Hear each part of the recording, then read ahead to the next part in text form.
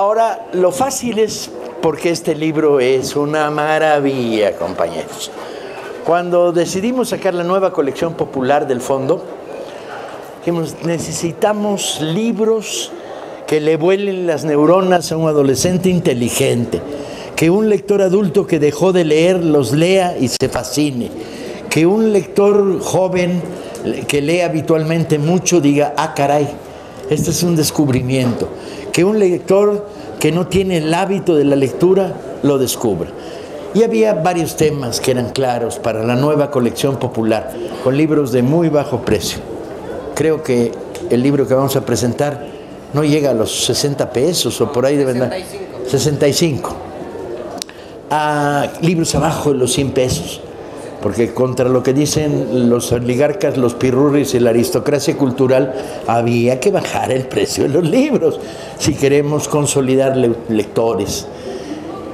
Entonces, cuando empezamos a hacer esta selección de títulos a los que teníamos particular interés en que en los primeros días de lanzamiento de la colección popular dijimos, necesitamos publicar algo de la gran literatura que se ha producido a lo largo del siglo XX en el periodismo. El periodismo es un arte mayor, aunque algunos periódicos de esta ciudad parecen ignorarlo y escriben como si fuera un basurero menor. El arte de convertir la literatura de los hechos, la literatura de lo inmediato en narración y convertir esto en fuerza, potencia, lucidez, no solo explicativa de contar qué pasó, sino de contarlo de tal manera que transmitan un mare magnum, un maremoto de sensaciones. A lo largo del siglo XX hubo un par de docenas de periodistas que lo lograron y decidimos hacer una subcolección dentro de la colección, coeditándolos con la Ibero, de libros de periodismo narrativo. O sea, aquellas historias periodistas que pueden leerse como cuentos, como novelas, pero que son surgidas directamente de la realidad. Mi autor favorito era una mujer, la princesa roja del periodismo, Larisa Reisner. Yo la llevaba años siguiendo, buscando crónicas aquí y allá. Pero en la Rusia estalinista su obra desapareció. No formaba parte del canon y sus libros se perdieron. Ella era de origen polaco, pero en Polonia no circulaba. Sus textos escasos, en algunas ediciones sueltas por aquí, había pedacería de Larisa, pero la mayor parte de su obra no estaba publicada, con una sana excepción.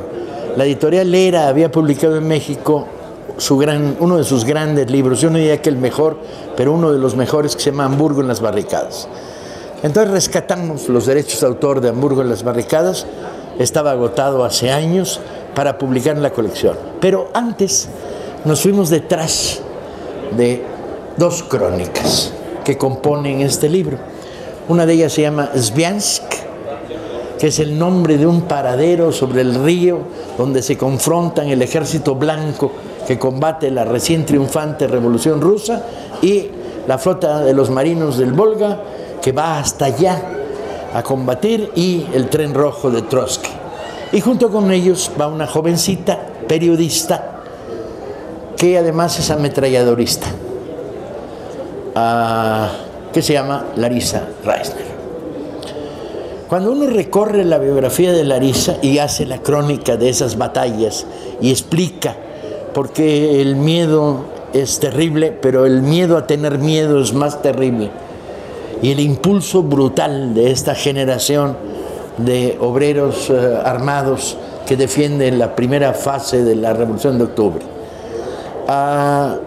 Esta muchacha tiene una biografía apasionante, que tiene todas las características de lo que llamarías una biografía romántica. Hija de intelectuales polaco-rusos, Polonia en los años en que ella nace, a finales del siglo XIX, es parte de la Rusia zarista, intelectuales progresistas crece en una familia donde el debate político está todos los días ahí. Conoce a Federico Engels, se sienta en las piernas de la hija de Karl Marx, vive en el mundo de la intelectualidad progresista, izquierdista, pero al mismo tiempo es una adolescente bellísima a la que verás patinando en los lagos helados de Varsovia con la gracia de una gran patinadora que evidentemente va a ser atrapada por la vorágine de la Revolución Soviética. En la Revolución de 17, en febrero, encontramos a Larisa coordinando círculos de estudio con grupos proletarios bolcheviques, de obreros de fábrica. La vemos participando una y otra vez en el trabajo político de formación, escribiendo en revistas y haciéndose un doble oficio, el oficio de periodista y el honroso oficio de militante de izquierda. El triunfo de la Revolución Soviética, Larisa le podía haber dado un empleo rápidamente con Lunacharsky en el Ministerio de Educación o en el Ministerio de Cultura, pero la sangre roja de Larisa Reisner la empuja a estar en la primera línea haciendo periodismo de primera línea. Y esto la va a llevar, casada con el capitán de los marinos del Báltico, a la primera fila, él en Sviansk.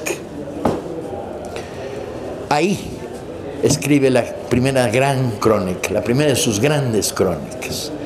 Y al mismo tiempo ahí se estrena como ametralladorista en uno de los barcos de punta de la flota de cañoneras. Su vida está repleta de conflictos secundarios. Su padre es acusado injustamente de ser liberal burgués. Hay una tragedia, lo iban a defenestrar, al final le devuelven su honor y su prestigio. Hay acusaciones de que tenía contactos con la policía zarista, se demuestra que son falsas, pero Larisa vive toda esta situación. Y entonces elige ir a contar la industrialización. El primer momento de la Revolución Soviética, después de haber ganado la guerra civil, que se prolonga durante todo el año 19, e incluso creo recordar hasta los primeros meses del año 20, el bloqueo por Oriente japoneses y norteamericanos, el bloqueo británico, la presión francesa, los ejércitos blancos, la brigada blanca de los checoslovacos, los atamanes mongoles en Siberia. En este mundo cercada a la revolución, el llamado de Lenin a la industrialización, a Larisa le dice: hay que ir a verlo y hay que ir a contarlo. Y no elige la fábrica a la vuelta de la esquina de tu casa en Moscú o en Petrogrado.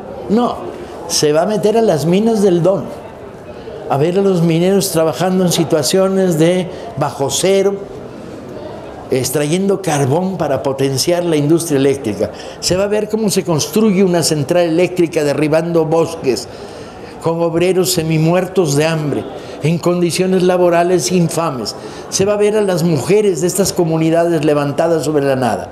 Y hace un texto que es inolvidable, que se llama Hombres y Máquinas, que convierte la industrialización en la gran epopeya, la gran locura de un pueblo que quiere salir del siglo XIX y el feudalismo para entrar en el siglo XX. La vida la va a llevar a lugares extraños. A partir de eso va a ser la esposa del embajador en Afganistán, donde está escribiendo crónicas sobre el mundo afgano, danzarines de sables, bazares, ¿no?